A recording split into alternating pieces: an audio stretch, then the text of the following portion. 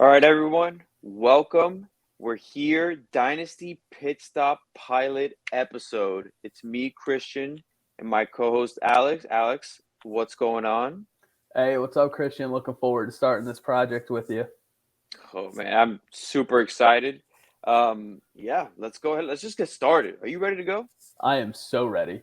Let's go.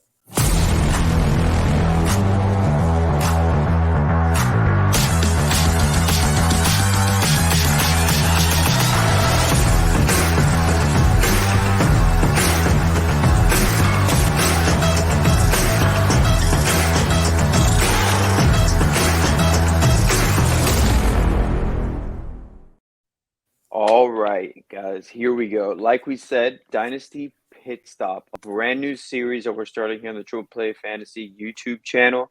And as Alex said, I'm going to say it again. We're super excited to get this going because what is known as the non-point scoring season, off season in Dynasty, is probably my favorite time of the year, to be completely honest. I don't know about you.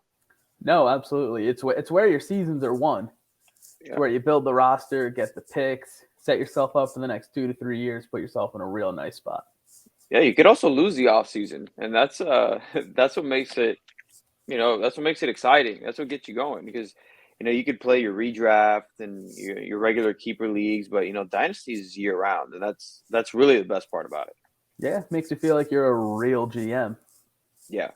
So kind of a little breakdown. What we're going to be doing in this show is just going to be a bunch of quick videos, kind of just us debating our rankings, going back and forth. We're going to show you guys our rankings as we go through the series, but we're also going to be sprinkling in some special guests here and then throughout this series, and it's gonna be pretty exciting. We got some big hitters coming on this show, so it's something you guys are going to want to follow.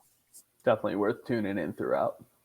Yeah. So today on the first one, we're going to start off right at the top with your main position, quarterbacks. Just we're going to throw this out there first. These are Superflex rankings, Superflex PPR rankings. So take that as you will. But yeah, let's go ahead and let's start it off. We'll kick it off with my rankings. So here we go. As you can see, I have them tiered up, and I just find it easier, especially throughout the season with trades specifically. Being able to separate your quarterbacks by tiers, it kind of helps you determine the values of them going forward and going into the year. But as you can see, tier one, the top three. I mean, a lot of people have these in different orders. I personally, Josh Allen, Justin Herbert, Patrick Mahomes. I don't think you could go wrong with those three at the top. I mean, they're just, as you can see there, and for me, a tier of their own. Then after that, you have Kyler Murray and Joe Burrow, who Joe Burrow has, especially the last few games of the years, he definitely jumped up rankings. I mean, it's been incredible what he's doing. And then after that, you see Lamar Jackson and Dak, just two other quarterbacks I kind of feel just like fit in their tiers because they definitely separate themselves from the one below. But the way that they're playing, especially ending the year, the way that they did, Lamar just, I mean, he didn't play the last couple weeks of the season. I couldn't really nick him too much for that just because we know the kind of talent that Lamar Jackson is. So, have him there. Then you have that clump. And this is kind of the most interesting part of my rankings, I would say. Um, you'll see some names there. We're going to talk about them as we go on. But, you guys can see the rankings there. Let's go ahead and show Alex's rankings. Okay, so mine do a tier setup very similar to Christian. Top three, it's the same, just a little different of an order. I have Mahomes at one, but like you said, you can't go wrong with Allen or Herbert. Then my tier two is a little bigger. Then Christians have Joe Burrow at the top of that, Kyler Murray. Then the guy who we both have the complete polar opposite opinion on is Jalen Hurts. I have him right in at 6. Then a tier of Yeah. their own. You got Dak, Rodgers, and Russ. And right below that, you have all the second-year guys plus Tua. And then Stafford, Brady, the older guys. And then lastly, the guys who you'd be okay with as your QB2, but you're not going to really win your league if that's what you're rolling with. Yeah, that's for sure. But I thought we were doing quarterback rankings today. Why is Jalen Hurts on your list? Oh, man. Starting off hot. Yeah. Making it personal early on. Go ahead. No, go ahead. I'll let you start off. We're gonna kick it off with your boy, because definitely not mine. No, furthest thing from it, as you can tell, even after a rough playoff loss, always got to support the Gotta kid. rep. So Jalen Hurts this year finished as the QB9. In his 15 games played, he had 3,144 yards for 16 passing touchdowns and 9 interceptions. Those counting numbers don't look great, but he did have 7 passing touchdowns taken off the board that the team ultimately did not convert into 7. If those 7 were on the board, he'd be sitting at 23 touchdowns, which would be looking a lot better. And as we all know, you allude to him being a running back. He put up 784 yards and 10 scores, which was the most for the quarterbacks, respectively, for both positions this year. So let's take a look at a couple quarterbacks from the last 2 years. It was similar seasons to that. You got Kyler Murray in 2019. He threw for a few more yards, had 37-22 and 20 touchdowns, but 12 interceptions. And he was a little less productive on the ground with 544 and 4. So Lamar's just in a league of his own with 1,000 rushing yards and 7 scores. But he actually threw for 400 less yards than Jalen Hurts in 2020, where he had 27-57, 26 and 9. So the biggest thing differentiating Hurts right now from those two guys last couple seasons is the touchdowns. The most unpredictable thing in fantasy from week to week. It's his first full year as a starter.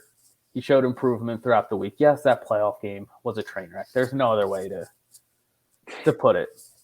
But after Devonta Smith and Dallas Goedert, he's got you and me trying to catch the ball for him. Oh, slandering Quez Watkins. Nothing. I know you're a huge advocate of Quez Watkins. You're just going to slander the I am, but I can't. Embarrassing. I can't. You can't be like, okay, you got Quez Watkins and Jalen Reagor. You're going to be a star. Oh.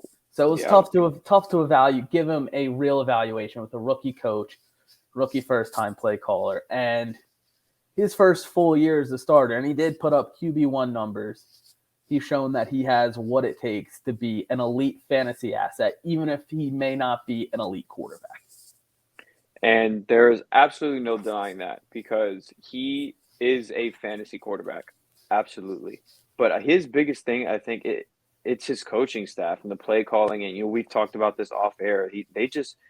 Nick Sirianni this past game, he outplayed himself. He outcoached himself. His play calling was absolutely atrocious. And you could tell he looked lost on the sideline. He really did. And, he was going against a very experienced coaching staff, a very experienced quarterback who I'm pretty sure is older than him. I mean, you're going against Tom Brady. You're gonna think a lot, and he clearly did, and he just didn't look prepared for it, and that's what's holding Jalen Hurts back, definitely, because in the beginning of the season, Jalen Hurts was throwing the ball downfield a lot more than what he was this, towards the tail end of the season.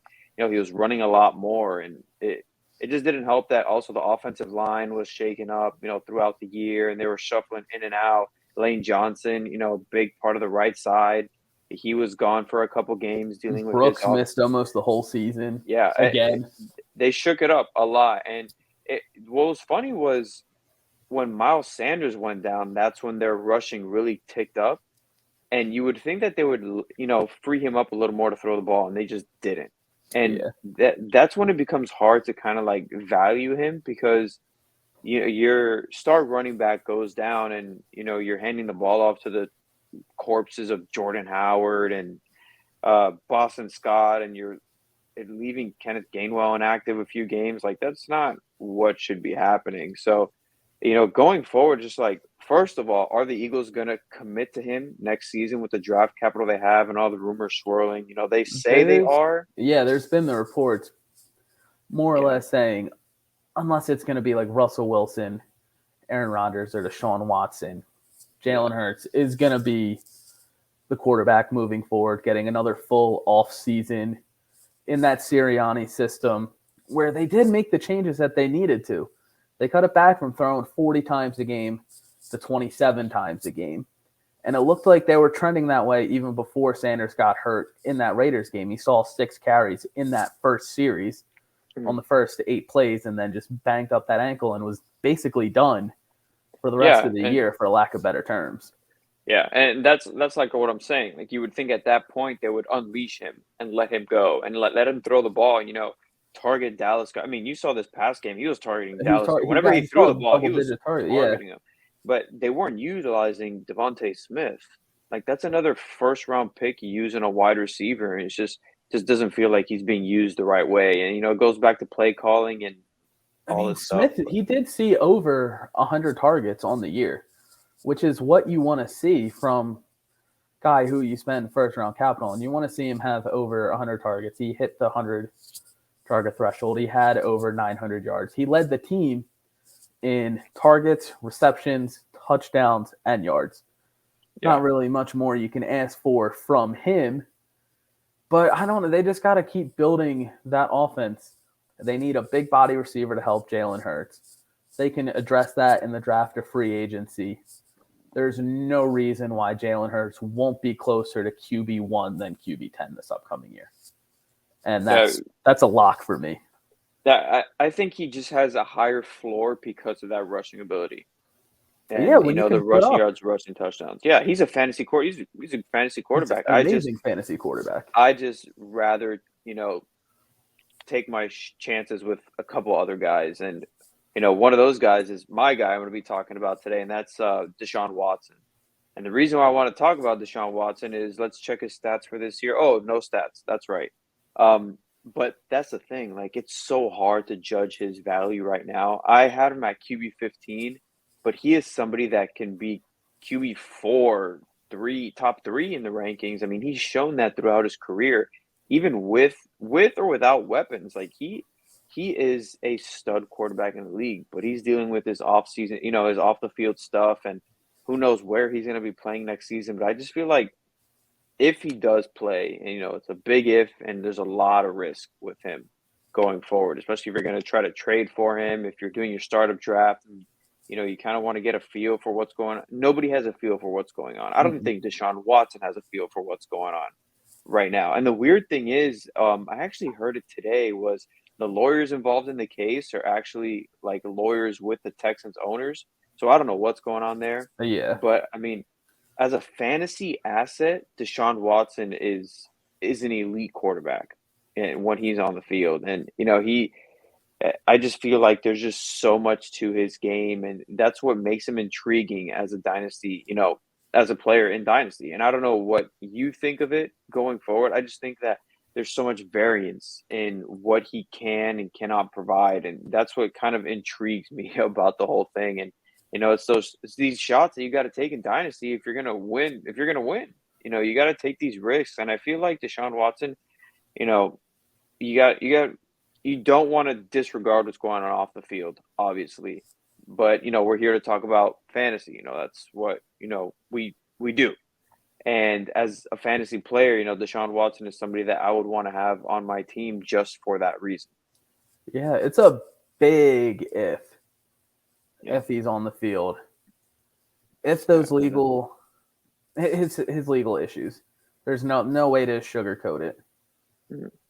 If the legal issues resolve in an effort for him to play, it's tough to not consider him in that top 5.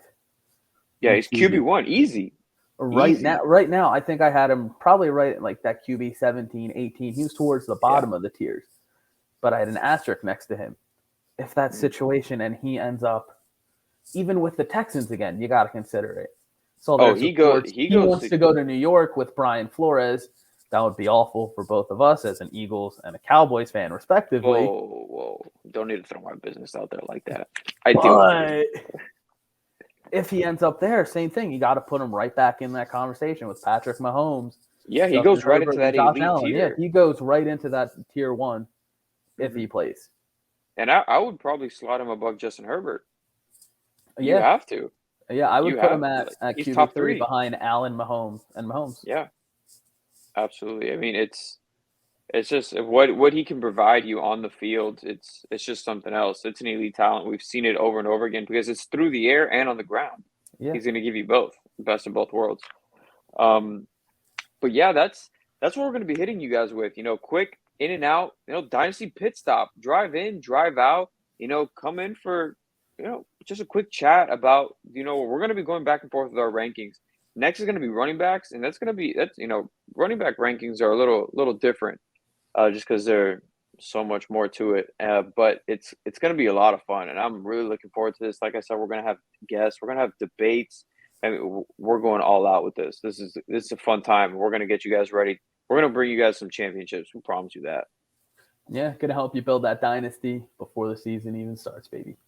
Oh yeah, absolutely. And if you guys have any questions, reach out to us on Twitter. I'm on Twitter all day, every day. Alex, go ahead and let them know where they could find you. Yeah, so you can find me on Twitter at AlexMateo94, and all my content is exclusively with Triple Play. Yeah, and me, you can find me at @ccrest_26. Yeah, all my stuff is with Triple Play as well. I do some baseball stuff too on the side. Not on the side, but I do baseball stuff too. I mean, we have our prospect series on here that I do with Marty. We're cranking out a lot of stuff on this channel. We've got a lot of everything going on. So not only follow us, but subscribe to the channel, like this video, like all of our videos, follow us on social media. Make sure you stay tuned because we're going to be pumping out a lot of good stuff coming soon. And all right, like guys. Cristian said, please like and follow. It's the best way to support us. Yeah, absolutely. But yeah, if you guys have any questions, comment on this video, reach out to us. My DMs are always open. If you have questions, you have trade questions, anything, just feel free to reach out. Yeah, same here. All right, guys. We'll see you next time here at Dynasty Pit Stop.